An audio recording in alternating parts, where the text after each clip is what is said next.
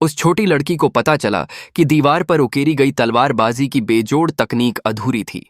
उसने अपना हाथ उठाकर एक दिव्य तलवार को बुलाया और पूरी तकनीक को करके दिखाया। उसने न केवल दीवार पर छूटे हुए हिस्सों को पूरा किया, बल्कि उसमें और भी ज्यादा जबरदस्त दांव पेच भी जोड़ दिए। हालांकि जैसे ही उसने अपनी तलवार म्यान में रखी, उसके दादाजी, जो शोर शराबे से चौकन्ने हो गए थे, लोगों के एक समूह के साथ कमरे में आ धमके।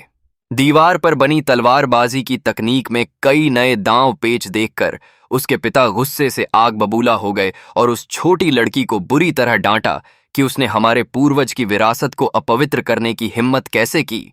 उसके बड़े भाई ने इस मौके का फायदा उठाकर उसका मजाक उड़ाया और ताना मारते हुए कहा कि संप्रदाय में वापस आते ही उसने इतना बड़ा हंगामा खड़ा कर दिया। सचमुच उसे मरने की ही इच्छा थी।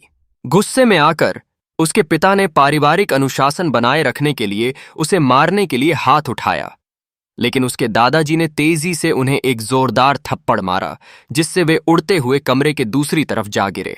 दादाजी ने साफ साफ कहा कि उन्होंने खुद तलवारबाजी की उस किताब की जांच की है और उसमें इस्तेमाल की गई तकनीकें और तलवारबाजी का मूल भाव दोनों ही बिल्कुल वैसे ही हैं जैसे हमारे पूर्वज ने छोड़े थे।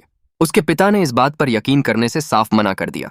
भला महज 6 साल की एक छोटी सी बच्ची हमारे पूर्वज की तलवारबाजी की तकनीक को कैसे पूरा